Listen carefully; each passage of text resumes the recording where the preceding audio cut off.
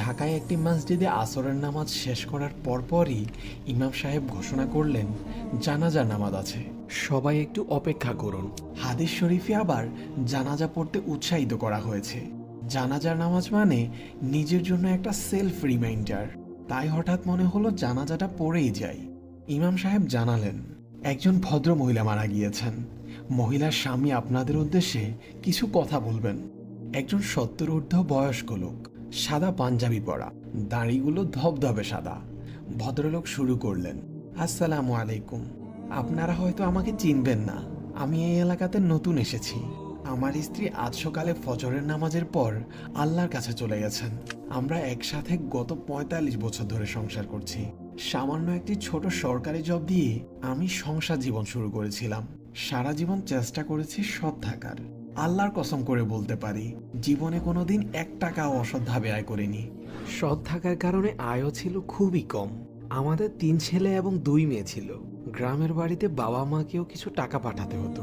কখনো কখনো মাস শেষ হওয়ার আগেই আমার বেতনের টাকা ফুরিয়ে যেত। আমার সহকর্মীদের মধ্যে আমি ছিলাম আর্থিকভাবে সবচেয়ে দুর্বল। কিন্তু আমার স্ত্রীর কারণে আমি এটা কখনোই উপলব্ধি করতে পারিনি। আমার স্ত্রী যে কিভাবে সবকিছু ম্যানেজ করতেন একমাত্র তিনিই জানেন। আমার সাধ্যের বাইরে জীবনে কখনো কোনোদিন কোনো কিছু আবদার করেননি। জীবনে কখনো এটা বলেননি যে আপনি আমাকে এটা দিলেন না, ওটা দিলেন না। কখনো আমাকে আমার সামর্থ্য নিয়ে কষ্ট দিয়ে কথা বলেননি। আজীবন ওনাকে সন্তুষ্টই দেখেছি। আমার বাবা মা মারা যাওয়ার আগের শেষের 4-5 বছর আমার সাথেই থাকতেন। আমার স্ত্রী আমার বাবা মারও যথেষ্ট খেদমত করেছেন। কখনো আমাকে এটা বলেননি যে আপনার বাবা মার খেদমত করা আমার দায়িত্বের মধ্যে পড়ে না।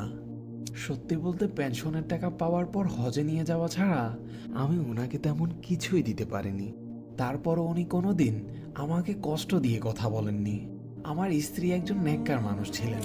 আত্মীয়তার হক রক্ষা করেছেন, পরোপকারী ছিলেন, স্বামী সন্তানদের হক আদায় করেছেন। ওনাকে আমি কখনো নামাজ কাজা করতে দেখিনি। উনি ধৈর্যশীলা ছিলেন এবং অল্পতেই সন্তুষ্ট ছিলেন। এক নাগাড়ে কথাগুলো বলে ভদ্রলোক দম নেওয়ার জন্য একটু থামলেন। এরপর আবার বলতে শুরু করলেন, আমি আসলে আমার স্ত্রীর হয়ে আপনাদের কাছে মাফ চাওয়ার জন্য এখানে কথা বলছি না। যে নারী 45 বছর ধরে তার স্বামী, সন্তান এবং আত্মীয়দের হক রক্ষা করে চলেছেন, তিনি আর যাই হোক অন্য কারো হক নষ্ট করতে পারেন না। একজন জান্নাতি নারীর মধ্যে যা যা বৈশিষ্ট্য থাকা প্রয়োজন ছিল তার সবই আমার স্ত্রীর মাঝে ছিল। ইনশাআল্লাহ আল্লাহ ওনাকে জান্নাত নসিব করবেন। আমি নিজে জান্নাতে যেতে পারবো কিনা আমি জানি না। আপনারা শুধু এই দোয়া করবেন আমি যেন আমার স্ত্রীর সাথে জান্নাতে একত্রিত হতে পারি। আপনারা সাক্ষী থাকুন, আমি আমার স্ত্রীর প্রতি পরিপূর্ণ সন্তুষ্ট।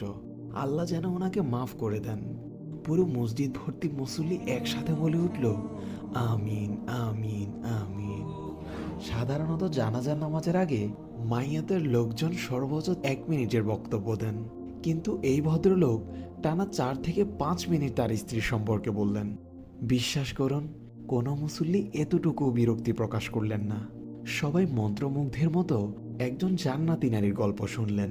হাদিস শরীফে এসেছে, একজন মুমিনার জীবনে তার রবের পক্ষ থেকে সর্বোত্তম রিজিক হচ্ছে একজন নেককার স্বামী বা স্ত্রী। এই ভদ্রলোকের কথাগুলো শুনে যেন সরাসরি এই হাদিসের প্রমাণ পেলাম। অতঃপর মসজিদ থেকে বের হলাম অপূর্ব এক ভালো লাগা নিয়ে। সুখী মানুষদের কথা শোনার মাঝেও একটা সুখ আছে। আল্লাহ আমাদের সকলকে এই ভদ্রলোকের মতোই নিজের জীবন সঙ্গীর উপর সন্তুষ্টি প্রকাশ করার তৌফিক দান করুন। আজও আপনাদের জন্য একটি ইসলামিক প্রশ্ন নিয়ে চলে এসেছি। আর প্রশ্নটি হলো, নবী করিম সাল্লাল্লাহু আলাইহি ওয়াসাল্লামের সর্বমোট স্ত্রী কতজন ছিলেন?